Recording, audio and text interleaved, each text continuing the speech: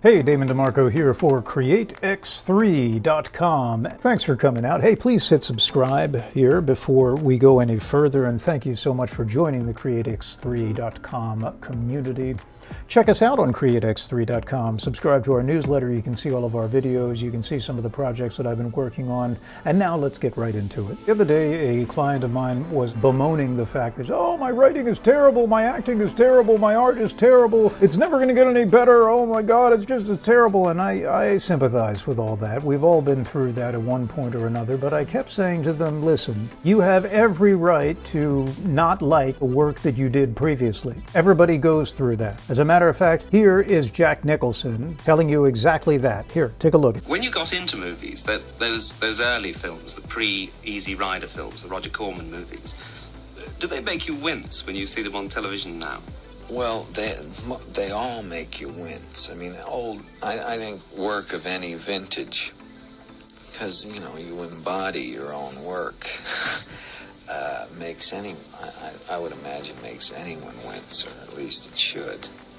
I got to do a few things that I actually liked, and I must say that although I was in some of the most dreadful pictures of all time, I was, and so were all the people I was working with, trying to do their best under the circumstances, and that's really all you need as a developing actor, is just to be trying to do it well.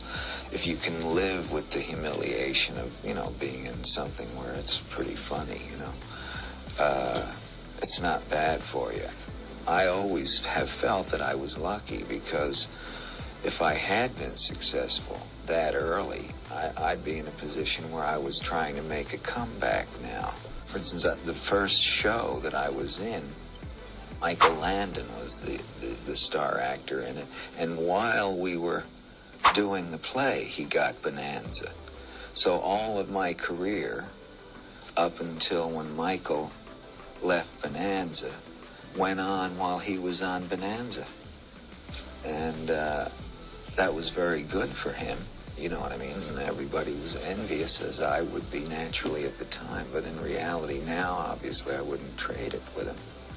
Did you hear that? He said that everybody, every artist, I think is what he meant, but really every person has the right to look at vintage work. I loved how he said that, vintage work, and think, well, that's what I was doing at the time. I gotta tell you, I look back on writing pieces and acting pieces and basically anything creative that I did 5, 10, 15, 20 years ago, and I go, I'm allowed to do that now because I've hung with the program. If you hang with the program, then you realize that what you are doing at any given moment is always going to be a reflection of your level best. If you go to your work every day and you give it your level best, then you have the right to look back on it and say, aha, I've learned that lesson, I've learned that lesson, I've learned that lesson. You do not have the right, and I do not advise that you shoot down your own work while you're creating it. What is the point of that? Realize that if you're still doing the work, it is always going to, as Nicholson said, reflect who you are in that moment. It's going to reflect where you are in your craft. It's going to reflect the level of expertise that you can bring to bear on that particular moment. It will reflect nothing but that. It is a snapshot in time, that sculpture you're making, that script that you're writing, that part that you're playing. The good news here is that if you pursue anything for a long enough period of time, it generally gives up its secrets to you. That is the notion of having a craft in the first place. An artistic craft, yes, but it could also be a craft in business. It could be the craft of being a parent. It could be the craft of being a spouse. It could be the craft of being a good neighbor. It does not matter. You are not supposed to just come out of the womb being a great artist. No, maybe it happened that way with Mozart. Maybe it happened that way with Leonardo da Vinci. But if we compare ourselves to people like that, probably not the most useful thing in the world to get us out of bed in the morning and keep doing our work. Most people get better at things as they do them. That's why we do them in the first place. Not to accomplish anything, but to test our inner understanding of what it is we are trying to do, what we are trying to achieve. And so this is the way that we get better at anything. We practice. We do it over and over again. And we don't even pay any thought. I would advise you not to pay very much thought to getting better at something. That's going to happen rather naturally. The Japanese call it kaizen. It is the idea that every day you get a little bit better at something that you do repeatedly. And it happens naturally. You don't even have to get in the way of it. You don't have to think your way into it. That's absolutely not necessary. Just keep doing something and your body naturally will come along to the point where it says, well, there's a shortcut here I could take, or actually I've done that before. I've learned that mistake so many times. I'm not going to go through that again. This happens naturally. Our unconscious minds begin to assimilate things, and suddenly, where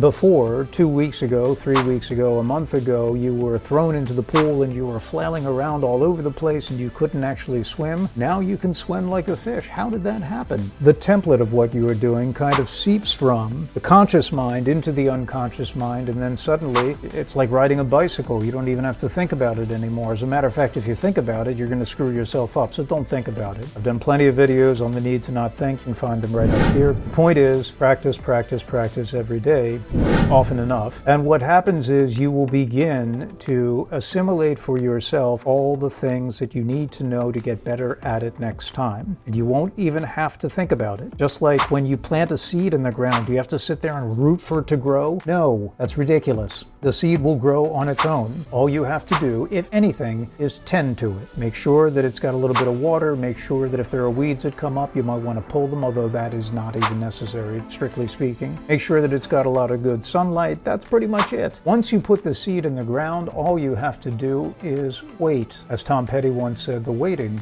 is the hardest part. Let's go back to Jack Nicholson for a second. Did this particular plan work for him? Well, that interview that you saw was of him in 1982. Here he is accepting an award in 1998. I couldn't resist. I'll try to show you another one. I want to thank my fellow nominees. Thank you. Sorry. No, I'm sorry. Yeah, I know. Well, I warned Jim this would give me another decade of not having to behave myself, and here I am. And the Cecil B. DeMille Award in, I believe it was 2004, for Lifetime Achievement. Take a listen to what he has to say here. Thanks to the Hollywood Foreign Press for honoring me with the Cecil B. DeMille Lifetime Achievement Award. As my friend Jim Lampley said, the fact that you've had a life is an achievement, Jack. Yeah. Success comes when we do better all the time. How do we do better all the time? We keep doing our work. And then it's like the universe conspires to give us more of what we wanted in the first place, more of what we were looking for, more ideas on how to get better, more opportunities to ply our trade, and everything works out perfectly. So I hope that helps you. At createx3.com, I'm Damon DiMarco. Stay happy, stay healthy, and stay creative.